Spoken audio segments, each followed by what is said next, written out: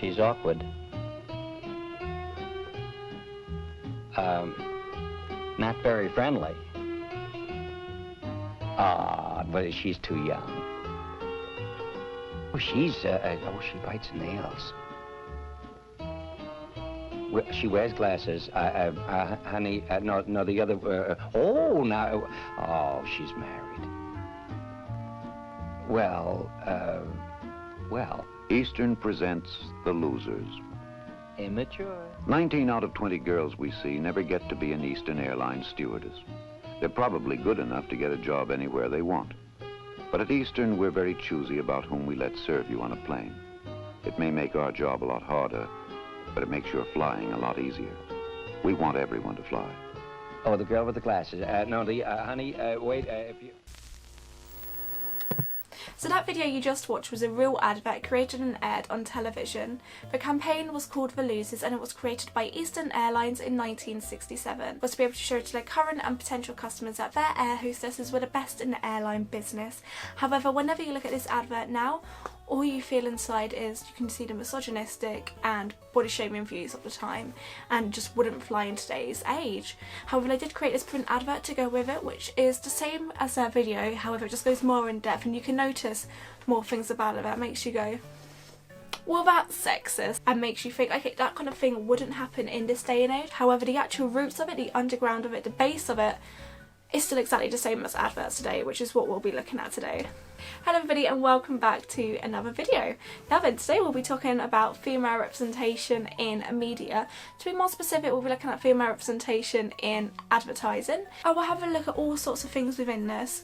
So we'll have a look at print adverts as well as adverts that aired online, so just a lot of, video adverts. We'll look at some packaging as well that just links to do with that marketing schemes used by different companies that can be damaging towards young girls, especially when it comes to toys. So looking at things like Barbie and the latest LOL girls craze, and just see how these kind of negative stereotypes as well as just marketing that damages people, and just see how it's got to this point really. So we'll have a look through the decades starting from the 1930s up to the 2020s. Before we go any further, we should probably find out what actually is advertising. Now, Oxford Dictionary describes advertising as a way to describe or draw attention to a product, service or event in a public medium in order to promote sales or attendance. Now, this can be done in various ways. Nowadays, the most common way is online, so whether this be on social media, websites you're looking at, or even in a lot of phones now as well. When you open up your phone, you get adverts. A lot of the Androids do that, including Samsung. The most common way is still video advertising, whether this be an advert for TV or that's been put online afterwards, or even ones that a lot of adverts are online only now, so things that you'll find on your web pages, on social media, or even when you open up your phone. A lot of Androids these days do have adverts and you do have to pay to get rid of them, which is a prime example where targeted advertising is used. A common way for video advertising to be used online is with sponsorships for your videos. So a lot of your favourite videos will have sponsorships in, whether they show at the beginning, the end, in the middle, or just dotted about in it. Just a normal about 30 to a minute long, 30 seconds to a minute long video just explaining about the brand that's decided to sponsor this channel. So let's get into this segment of the video. What we're going to be looking at now is print advertising throughout the decade, and off of the 1930s all the way up to the 2020s.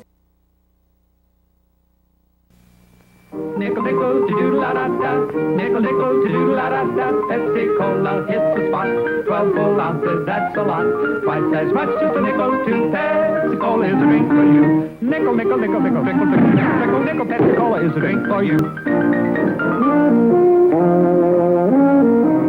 In the 1930s, the main theme was to do with women getting the ideal body type, idea of femininity.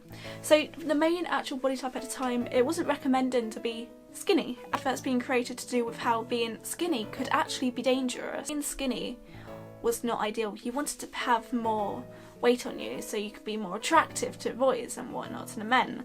And they were putting out campaigns about how it's dangerous to be skinny, so you should drink some beer. advertised all things to do with how feminine you are will depend whether or not you get a man and you will get a husband. That was kind of the theme about the 1930s. They also would of course advertise the fact things for your husbands instead. How you acted need to be perfect, so the way that you'd act towards your husband would be the best of what your husband wanted and not what the wife wanted instead. The whole thing was you need to have a husband to be happy, and then once you've got a husband, the way you'll be happy is to make sure your husband is happy by acting the way that they'd want you to act.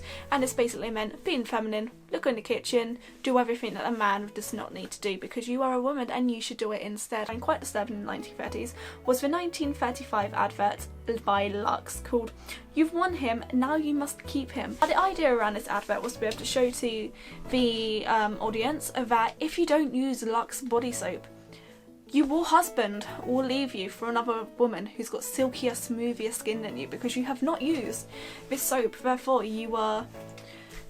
you're not worthy. So this was the kind of thing, you'd see this a lot in old adverts, especially by Lux. So if you have a look at the ones from there, I would recommend looking at just a load of Lux old adverts because they're quite disturbing. They all follow that same idea of don't use our products, your husband will leave you. And it again just follows this idea of if you don't have a husband, you're not happy. Look, here is the new Band-Aid plastic strip with new Super Stick.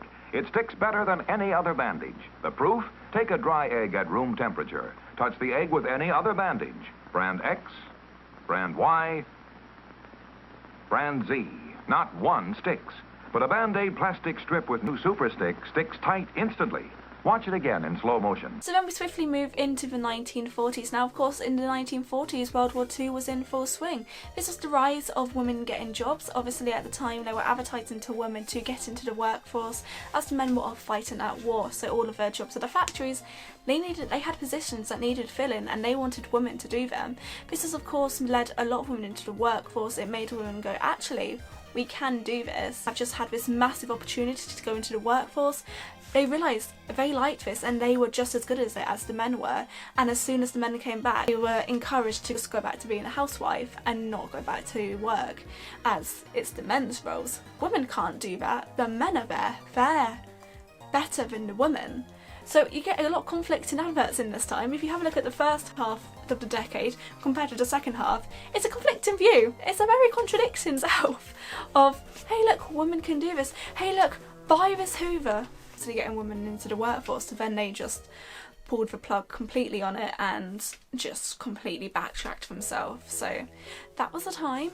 But an advert from the 1940s, which is quite similar to what is still used today, of the sexualization of women. Now this one, I couldn't find an exact year for when it came out, but it's an advert for Quick Way Bar Mix, which is basically just a mix that you make, selling the lemon flavour with a woman sitting on the ledge with her boobs out.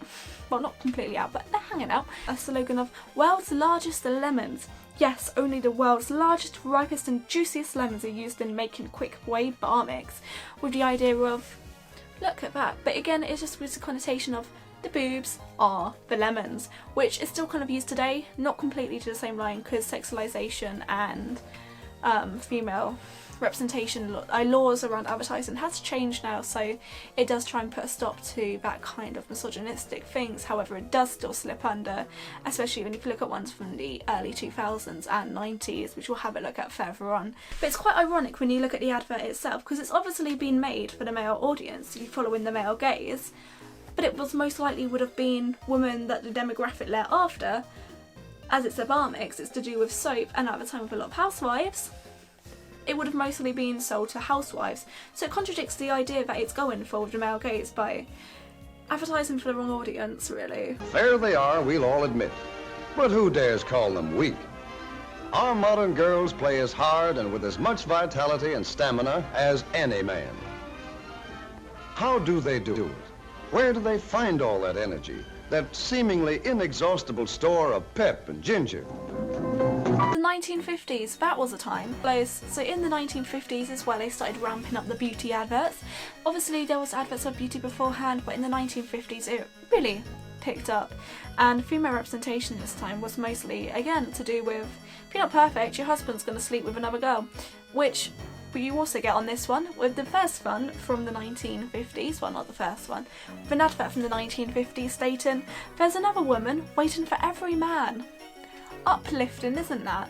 Spreads the image of you're not perfect and you can be replaced at any moment. Not all the adverts were like this. For example, this mascara advert, which is just a basic mascara advert, kind of what you'd see today. The only criticism I would have on it is just it's not just women that wear makeup, but apart from that, it's just a standard advert that you'd get today as well, to be honest. However, following that train of thought, you then have the 1953 advert of, is it always illegal to kill a woman? I'm just going to leave that there, to be honest. Polyglass tire. I've got 32,000 miles on my tires. I've got 41,000 miles on my polyglass. But polyglass means more than mileage when your wife has to drive alone.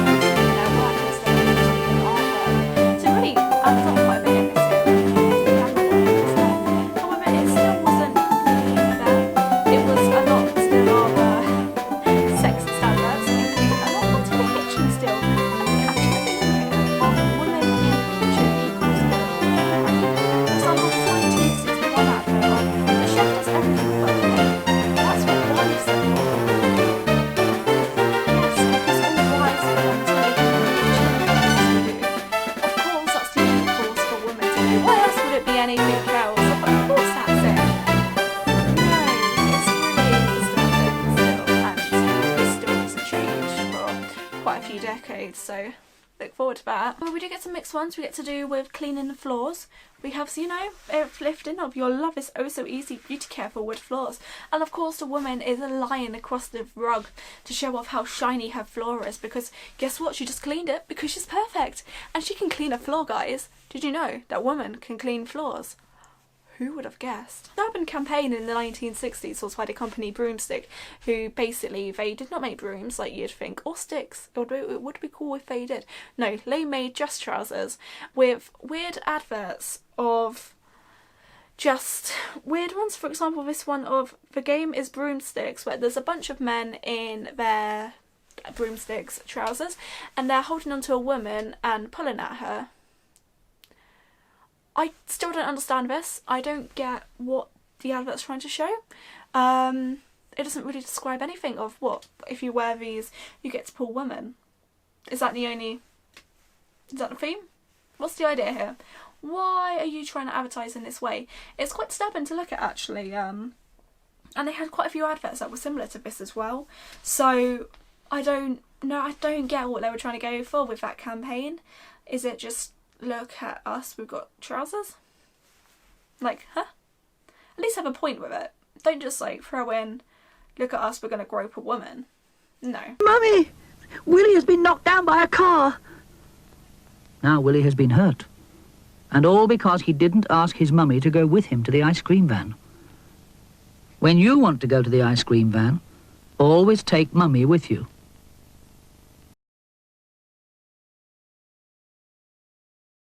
Driving, because women can't drive.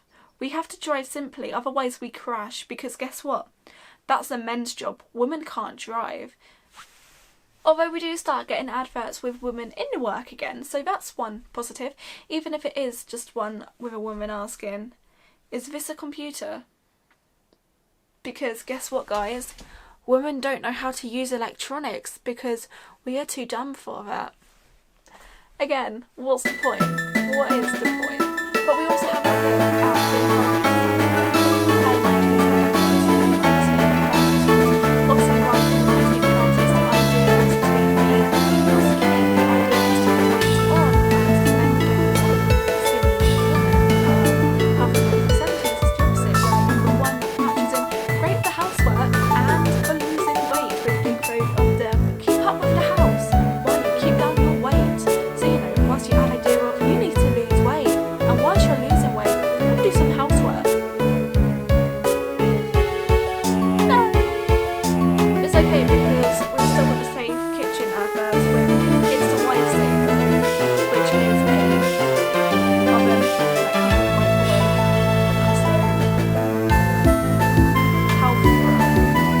not, when grease says hot but the label says not, show me a powder that can get this clean at that temperature. Ariel Automatic.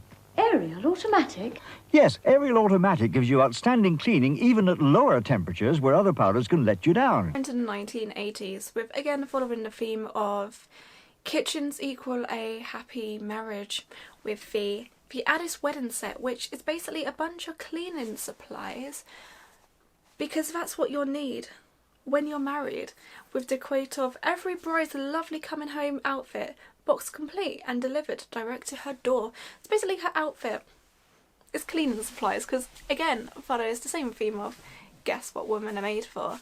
Cleaning and housework. So, you know, that hasn't really changed much, these theme of women being housewives, and that's all they're good for, which is, you know, concerning, considering we're into the 80s now, which was only 40 years ago, and it's still following that same theme.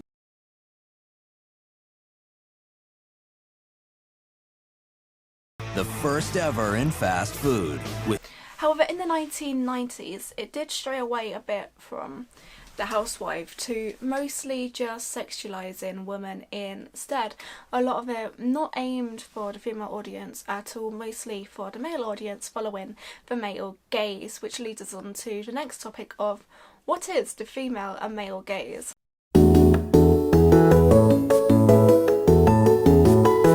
The opposite of the female gaze.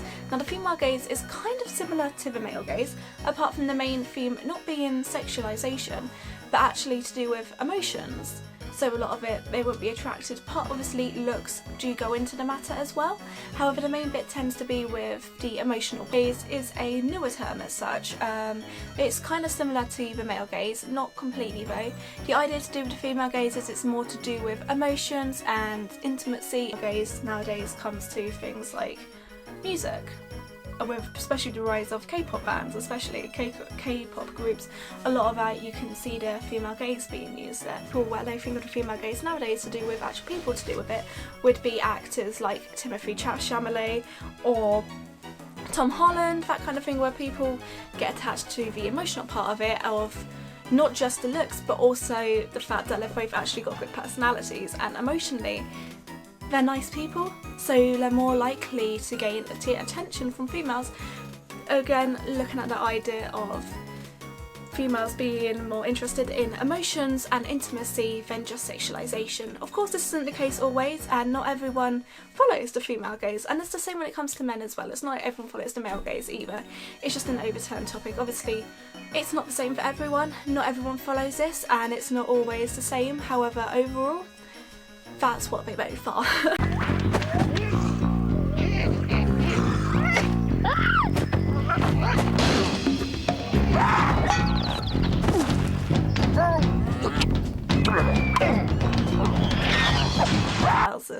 Which was only 20 years ago, so we're getting closer, we're near the end reach on this area. So the 2000s was the rise of partly having an overturning and feminism really kicking in again. Obviously it was a lot in the 90s, and the 2000s is when people started going, actually maybe we shouldn't.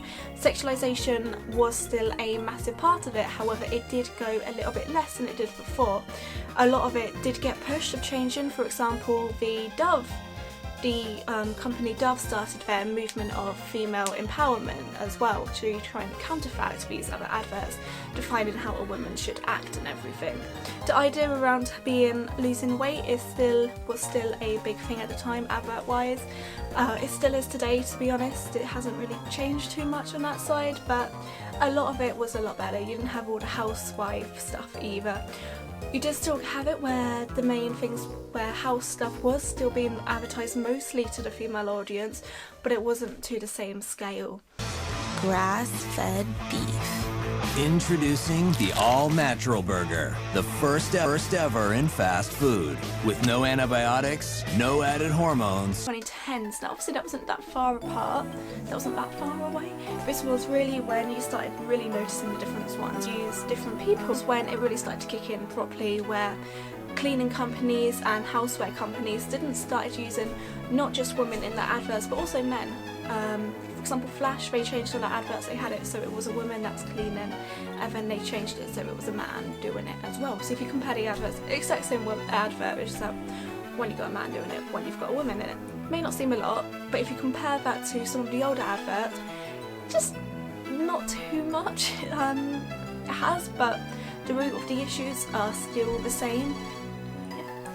And then obviously there was the big change in 2019 with the new advertising laws banning gender stereotypes in advertising. This of course this is obviously a massive change compared to older ones, which meant a lot of adverts which were out in the early 2010s and ones before that would not be able to air or be made from that point. Again, because it goes with gender stereotypes. It just banned it altogether, which is a step in the correct direction. It's not perfect, you do still get a lot of stereotypical adverts, but it is now a lot better than it was. Never alone. And that is our strength. Because when we're doubted, we'll play as one. Because when we're doubted, we'll play as one.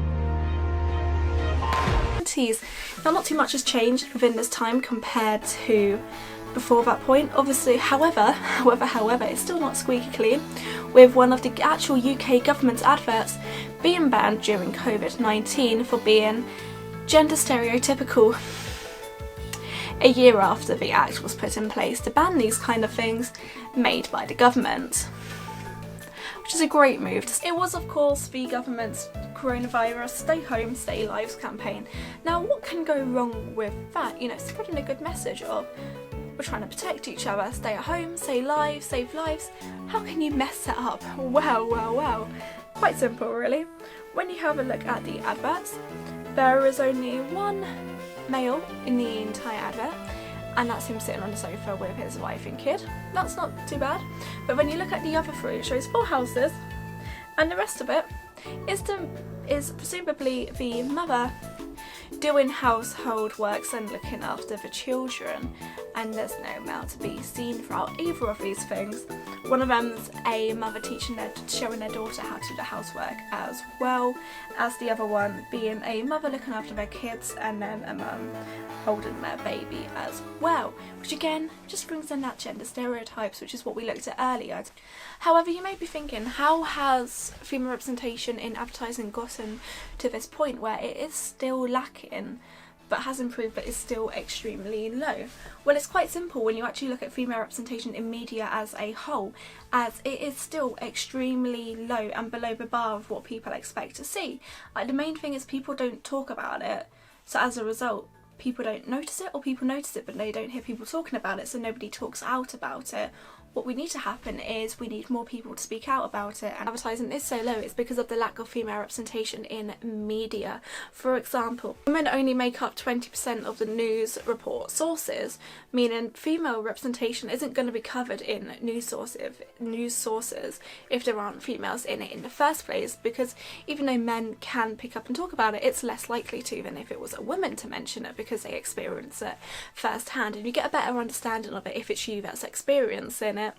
So then, as a result, it doesn't get covered. It doesn't get covered in stories, in articles, as there's nobody reporting on it, because there's only 20% of news. The sources are done by women in the first place, and then only 24% of the people made up in the news, radio, and sports division are women as well, which is seriously still really low. Only 24% work in these areas.